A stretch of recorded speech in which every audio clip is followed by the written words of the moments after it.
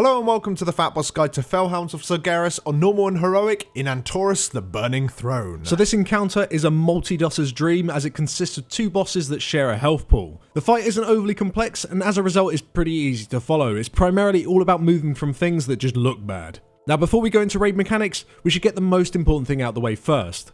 The bosses will enrage, which increases all their damage dealt by 100% if they're within 40 yards of each other. So before you start the fight, the tanks must pick a boss each beforehand and keep at least a 40-yard distance between them at all times. Ranged DPS and healers should form a camp and stack between both of the bosses, and melee should just stick to a single Felhound. Now apart from keeping the bosses spread, tanks must also face the bosses away from the raid at all times. On a short timer, Shatug, which is the Shadow Dog, will cast Corrupting More, and Farag, with the Fire Dog, will cast Burning More. These abilities work the exact same, it's just a flat large burst of magic damage on the tank, followed by a cone that applies a stacking dot. Tanks need to keep an eye on this timer and have active mitigation up for the initial hit. The more hit doesn't have a cast time, but the bosses gain a debuff that states the ability is about to be cast mere seconds beforehand, so if you do not have accurate timers, keep an eye out for that debuff instead. Now the bosses at points will stop casting both of their more hits, allowing your stacking dot to drop, and as a result there is absolutely no need for a tank swap. Both dogs have an energy bar, but they'll be both gaining energies at different rates throughout the fight. At 33 and 100% energy on all difficulties and 66% energy on heroic, each dog will cast an ability for the raid to deal with. Both dogs will typically cast an ability within quick succession of each other, however there are some points when they flat out overlap. Let's have a look at these abilities individually and see how you countered them first. Let's look at the Fire Dog first. At 33% he'll cast Desolate Gaze. This applies multiple debuffs to the raid. When the debuffs expire, flames will shoot directly from the Fire Dog towards the debuff players down a line, dealing very large magic damage. The moment that the debuffs are applied, the afflicted players just need to move away from the raid, making it so no other player is within their line. One thing to note with this, it's very important to face these away from the tank. The tanks can very easily be hit if someone is not looking behind them when moving out of the raid with this debuff. At 66% for heroic, you'll have Molten Touch. The boss will raise and stun multiple players in the raid, applying light ticking damage to them. Shortly afterwards, molten flare circles will begin to rain down on the raid. These circles do a large amount of damage, but they are very easy to move from, so as soon as they appear, run. And at 100% he'll cast Inflamed Corruption. This deals ticking damage over its channel and applies lots of debuffs to the raid. These debuffs cause the player to deal large damage to any players within 8 yards of them. So the moment that you receive this debuff, it's vital that you move away from the raid quickly, only returning once your debuff has timed out.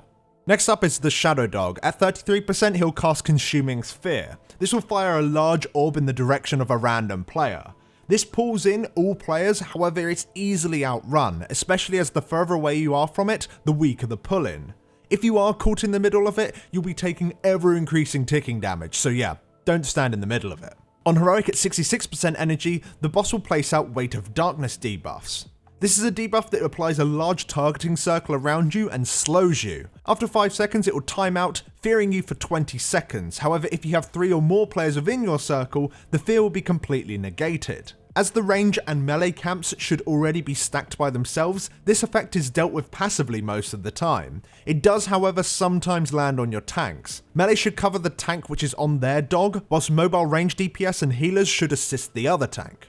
At 100% energy, the Shadow Dog will cast Siphon Corruption. This, like Inflamed Corruption, will deal ticking damage over its channel and apply debuffs to your raid. However, instead of spreading with these debuffs, you'll need to stack. When they time out, they'll do a large amount of damage to the player, split between all players within their circle. And that's all the abilities and how you deal with them individually, but as mentioned previously in the video, the bosses gain energy at different rates, and at times both will cast an ability simultaneously. This causes such overlaps as Inflamed Corruption, where the raid is spreading with a debuff, whilst also having to deal with a Consuming Sphere, which is of course dragging players about. This can make spreading with a debuff a little bit more difficult as you're all being dragged to a single point. You just need to spread more than you usually would. Just before the 2-minute mark of the fight, you'll have to deal with Siphon Corruption into a Molten Touch. This is easy to deal with if the raid is ready to move immediately as a group to a single location as the Molten Touch spawns. It's a good idea to use a single healing cooldown here just to make it a little bit safer. Around 40 seconds after that point, you'll have Inflamed Corruption where people are spreading with the debuffs, into a Weight of Darkness where people need to stack to prevent fears. Now, players will never have both debuffs at the exact same time, so as long as players that are under the effects of an Inflamed Corruption are out of the raid, and everyone else helps soak the weight of darkness, you'll be absolutely fine. The last notable overlap is probably the worst, and that's when you get Inflamed Corruption and Siphon Corruption at the exact same time. This of course forces the Inflamed Corruption debuff players to be spread, while the Siphon Corruption debuff players stack, whilst both bosses deal large ticking damage to the raid.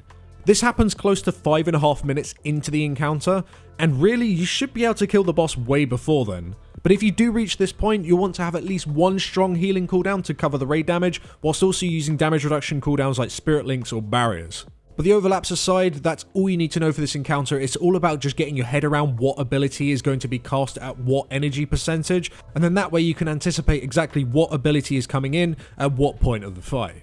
And that's all we got time for today, guys. If you'd like to know more about this encounter or use something as a reference, check out our written work over on Wowhead. These guides are updated with new strategies as they come out, and it's also a great place to prepare for Mythic. So yeah, go check those out. The link is in the description. But overall, thank you very much for watching. We really appreciate all the support you guys give us, whether it's simply watching our videos or going that extra step and becoming a member of our Patreon team.